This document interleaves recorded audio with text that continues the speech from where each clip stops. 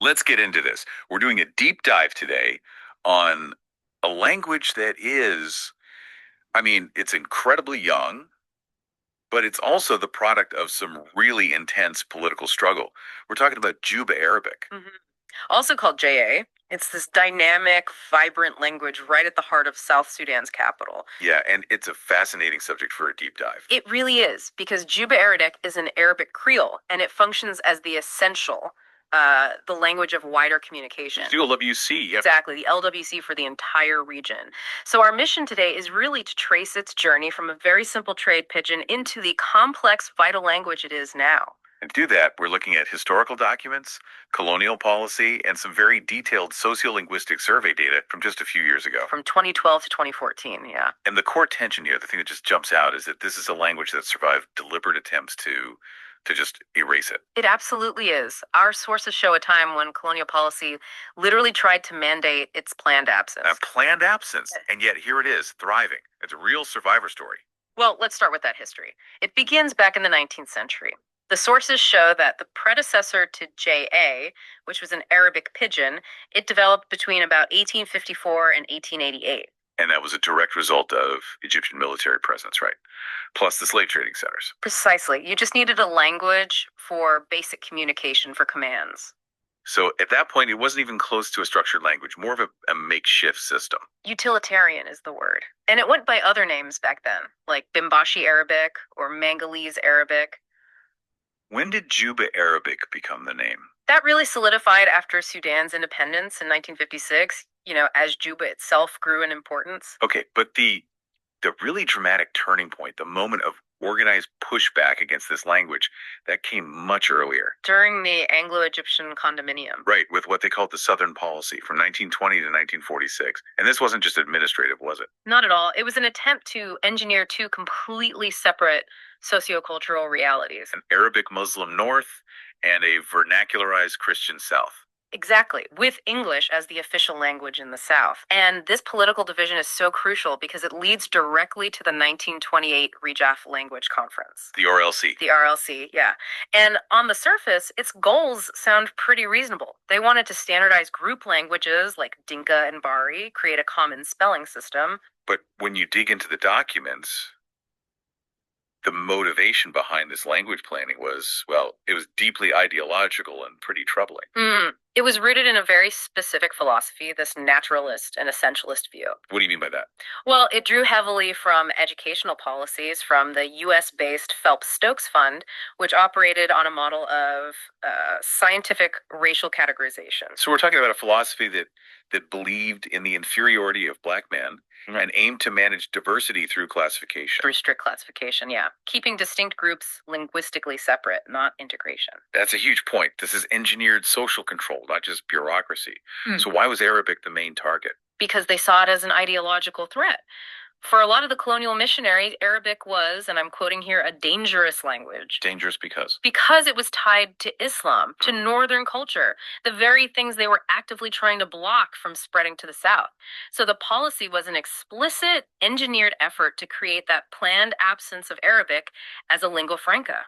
So they reject the emerging Creole, Juba Arabic, they push English for official business, and they promote all these separate local languages instead. Right. It was a political fault line drawn right along linguistic boundaries. And yet, despite all that top-down pressure, JA is what people actually kept using to, live their lives.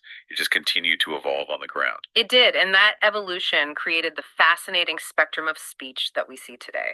So let's shift to that modern identity. When a linguist is listening in Juba today, they can hear this whole range of varieties. Can you define that for us? From the pure Creole JA to what's called Sudanese spoken Arabic, or SSA. Yeah, locals might call SSA Khartoum Arabic, or even the true Arabic. And it exists on a continuum. Exactly. The key finding from the research is that it's a dialect continuum, and what puts a speaker at one end or the other isn't just vocabulary, it's profound differences in phonology, the sound system, and morphology, so the structure of the words themselves. It's the internal machinery of the language that's different. Okay, so let's start with phonology. How do the sounds of pure Creole JA differ from SSA? Well, the Creole end of JA is really defined by the absence of several complex Arabic sounds. The ones deep in the throat. Yes, like the velar and pharyngeal fricatives or those pharyngalized consonants that give Arabic that sort of heavy quality. In JA, those complex sounds they've been smoothed out. They merge with easier to produce sounds. So JA basically simplifies the difficult sounds from the superstratum language, which makes it much easier for speakers of all these different local languages to pick it up. That's a classic part of the process. And the morphological differences are maybe even more telling, especially when it comes to gender. In Sudanese spoken Arabic, like a lot of Semitic languages, pronouns and suffixes will specify person, number, and gender. And in Juba Arabic. In the Creole form, gender is largely neutralized, gone. Pronouns tell you person and number, but not gender. Possession is marked by separate words, tai, taki, to not gendered suffixes attached to the noun. That's a classic Creole feature, right? That reduction in complexity. It is. The sources also mention other markers, like JA relying on verbal markers by, G, convert tense, and using a lot of reduplication. Like saying sabi sabi. Exactly, for emphasis. And even simple demonstratives like the word D are used for everything, with no masculine or feminine distinction. So all these clear structural shifts allow the researchers to actually create a numerical score for speakers. Right. A JA score of 0 meant pure Creole features, and a score of 1 meant the highest use of SSA features. Which brings us to the real world usage. This is the 2012-2014 SIL Sociolinguistic Survey. 2 years in the field, dozens of interviews and recorded narratives. And those narratives were often based on explaining a simple task, like how to wash clothes. Something that gets you very natural, unscripted speech. Exactly. And the main linguistic result was that JA is clearly the dominant language. Over half the narratives, 52%, they clustered right at that pure JA, end. Score 0. So that confirms it. JA is the most common way of speaking in the capital. It is, but the other half is just as important. Nearly half the speakers weren't at pure JA. And that's the continuum in action. 48% used distinctive SSA features. About a quarter of everyone they recorded had 20% or more SSA markers in their speech. It just shows how varied and fluid the situation is. And despite that variation, the attitude of the community towards JA is just overwhelmingly positive. It's near universal. The support is massive. 96% of people said JA was important for residents. 86% thought it was important for children to learn. And what about media? 72% said they preferred listening to JA on a radio. That points to an explicit communal choice for the language they use every day. And that preference plays out in the key domains of life. Where is Juba Arabic really dominant? It absolutely dominates commerce and family life. In the marketplace, 85% of people reported using JA. And at home? At home, 70% use JA during meals. Compare that to only 37% who use their local ethnic languages in that same setting. That switch in the home, that's a profound indicator.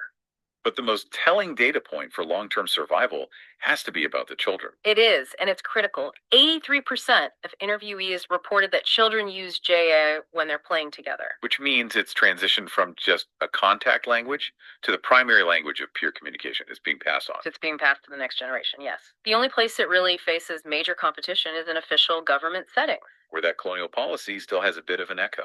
A faint echo. But even there, the split is tight. It's about 50% English, 47% JA, and a bit of SSA. So JA has clearly penetrated the walls of officialdom. Okay, so that brings us to the final piece of the puzzle. Who is speaking which version of the language? The researchers compared these JASA scores to demographic data. So what predicted the difference? You'd often expect things like age or gender to correlate with language change. Was that the case here? Surprisingly, no. Your basic demographics, age, and gender, they showed no significant correlation at all with where a speaker fell on that continuum. So it wasn't a case of, say, younger speakers using more formal Arabic or older speakers sticking to the Creole? Not at all. The variation just cut right across those categories. Which is surprising. It suggests that language use here is more about identity and history, not just a generational shift. That's what the data points to. The strongest correlations by far were with residence history and ethnic origin. Which reflects that whole north-south political and geographical reality. It maps onto it almost perfectly. Walk us through that correlation.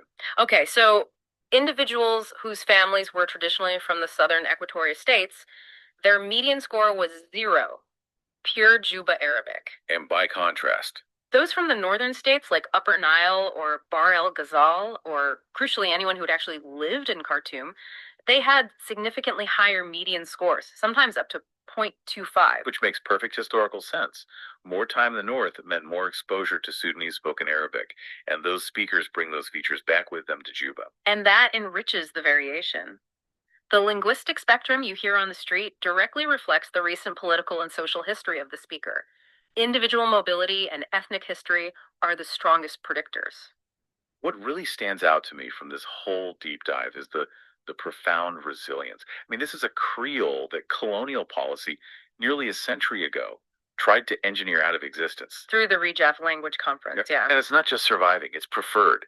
It's the dominant language in the home, in the market, and among children in Juba. That really is the essential synthesis.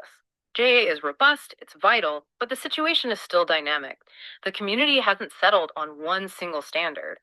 That constant influence of SSA creates this fluid spectrum, showing a community that's actively managing multiple linguistic forces all at once. And if you connect this back to the bigger picture, you have that 1928 colonial conference explicitly rejecting Arabic's role in the South, calling it a dangerous language. Yet today, Juba Arabic is overwhelmingly the language of choice. So here's a final thought for you to take away. How much can top-down authoritarian language policy really determine the ultimate fate of a language? What happens when a language community actively chooses the very vernacular that colonization tried so hard to erase?